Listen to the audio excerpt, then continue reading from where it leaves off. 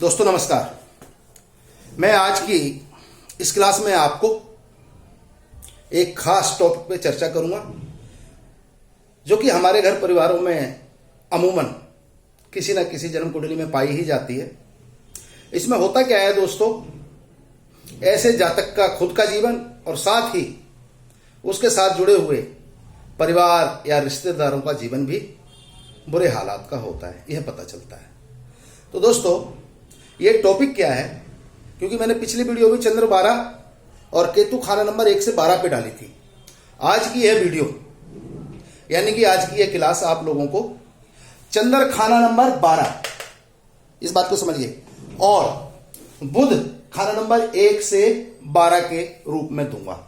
इसमें किस प्रकार के बुरे हालात होते हैं, साथ ही साथ घबराने की जरूरत नहीं है। इस कंडीशन के लाल किताब में बहुत ही सरल उपाय हैं जो बिना किसी दूसरे व्यक्ति के सहयोग के आप खुद भी कर सकते हैं।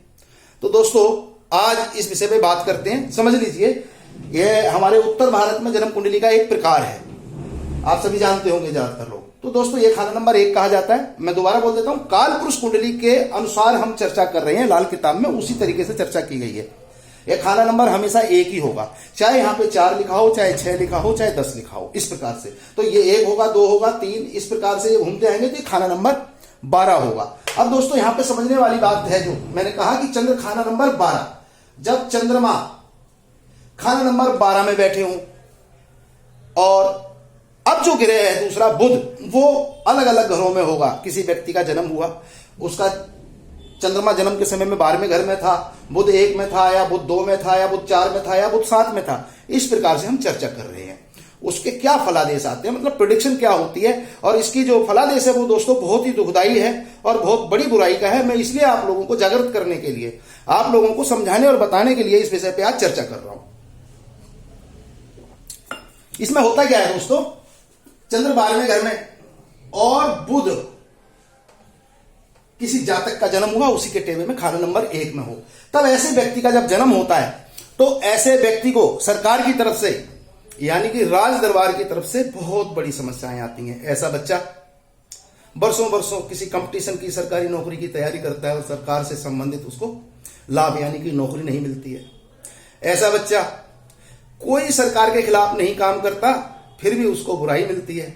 ऐसा बच्चा जो बेशक कोई बुरा काम करे या ना करे, लेकिन उसके जीवन में बुराई बदनामी जरूर घटित होती है, मतलब ये एक बड़ी बुराई है। ऐसा बच्चा सरकार की कितनी भी जी हजूरी कर ले, सरकार की फेवर में कितना भी काम कर ले, लेकिन ऐसे व्यक्ति को सरकार से संबंधित कोई लाभ, कोई फायदा जीवन में प्राप्त नहीं होता है। यह कब होता है, जब चंद्रमा खाना नंबर 12 और बुध खाना नंबर 1 में बैठा हो। इसी में दोस्तों हम आगे बात करेंगे। चंद्रमा खाना नंबर 1 के समय बुध खाना नंबर 2 में हो, इस बात को समझिए। बुध अब सेकंड हाउस में है, बुध खाना नंबर 2 और चंद्रमा खाना नंबर 1, चंद्रमा खाना नंबर 12, माफ करना।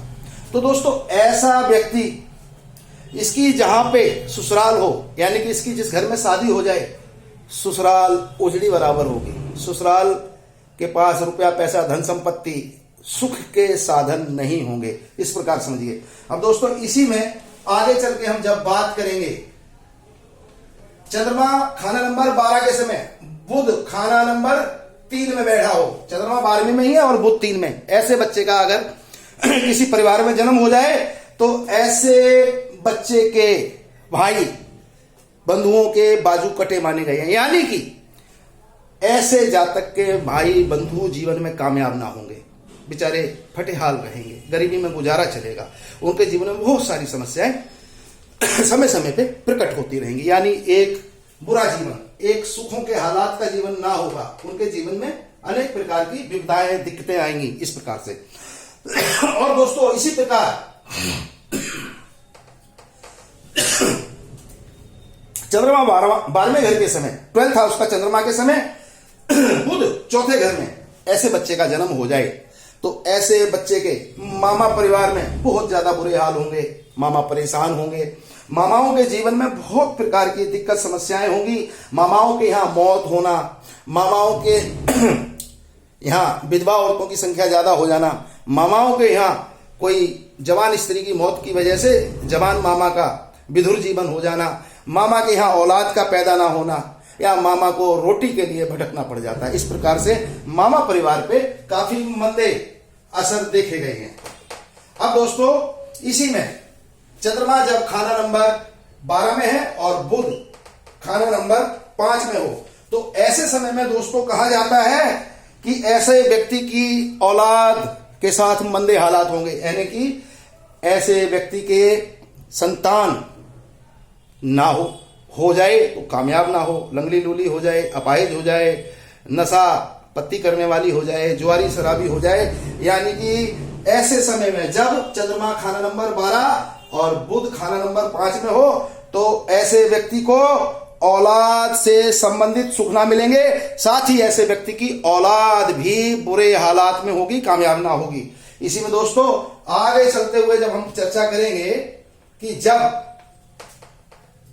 चंद्रमा खाना नंबर 12 में हो और बुध खाना नंबर 6 में हो, तो दोस्तों देखा गया है ऐसे व्यक्ति की लड़कियों के रिश्तेदार, यानी कि लड़कियां जिस परिवार में ब्याही जाएं, यानी कि ऐसे जातक की बहन बेटी का ब्याह जिस परिवार में हो, उस परिवार के मंदे हालात पाए जाते हैं। उस परिवार में रुपए पैसे की दिक्कत, उस परिवार में कामकाज की दिक्कत, यानी कि खुशहाली ना होगी जिस परिवार में ऐसे व्यक्ति की बहन बेटी का ब्याह होगा। अब दोस्तों इसी हालात में जब हम आगे बढ़ेंगे, तो चंद्रमा खाना नंबर 12 के समय अगर बुध खाना नंबर 7 में हो, तो ऐसे व्यक्ति का ग्रस्त बहुत मंदा होगा। ऐसे व्यक्ति की स्त्री यानी कि पत्नी के बहुत ज्यादा बुरे हालात होंगे, बीमार हो जाना, कोई लंबे लंबे समय तक के लिए बड़ी बीमारियां लग जाना,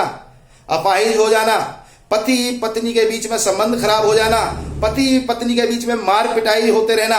यानी कि ऐसे जातक जिसकी जन्म कुंडली में चंद्रमा 12वें घर का और बुध 7वें घर का हो, 7th हाउस, इस बात को ध्यान करिए, पत्नी बेचारी बहुत ही लाचारी भरा जीवन जिएगी इस तरीके से। अब दोस्तों इसी पॉइंट को जब हम आगे लेके चलते हैं कि चंद्रमा वहीं 12वें घर में हो और बच्चे का जन्म हो उसके टेवे में चंद्र 12 और बुध जो कि मरकरी कहा जाता है खाना नंबर 8 में हो, तो दोस्तों ऐसे जातक को खुद अपने ही जिस्म में बड़ी बड़ी लंबी लंबी बीमारियां लगेंगी, जो कि लंबे समय तक चलती होंगी और लंबा चौड़ा खर्चा करवाएंगी। यानी कि रुपए पैसे और शारीरिक रूप से हद से ज्यादा कष्ट मिलेगा जातक को खुद। अब दोस्तों इसी में जब हम देखें कि चंद्रमा 12वें के समय बुध खाना नंबर 9 में हो जाए, तो दोस्तों ऐसे जातक के साथ क्या घटना घटेगी, ऐसे जातक के बड़े बुजुर्ग यानी कि पिताजी, दादा, परदादा, यानी कि बुजुर्गों के हालात मंदे होंगे, उनकी धन संपत्ति, उनकी जायदाद बिक जाएगी, कब्जे हो जाएंगे, रुपए पैसे की समस्या होगी, यानी कि बुजुर्गों के हालत मंदे होंगे। साथ ही ऐसे व्यक्ति को अपने बुजुर्गों से धन संपत्ति जायदाद नहीं मिलेगी। अब दोस्तों इसी में हम आगे चलते हैं।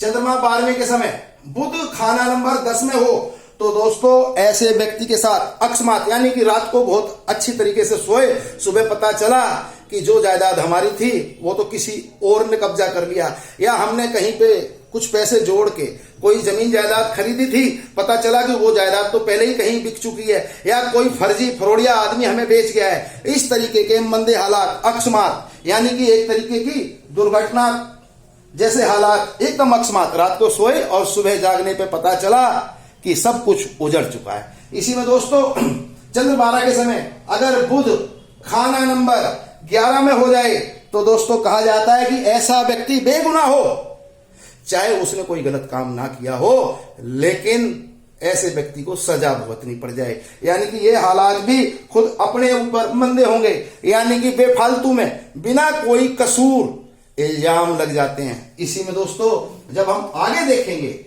कि चंद्रमा 12वें के समय बुध भी साथ हो, यानी कि चंद्र बुध एक साथ, चंद्रमा और बुध एक साथ, तो दोस्तों ऐसे व्यक्ति के साथ बहुत ही ज्यादा मंदे हालात होते हैं, इसको समझिएगा।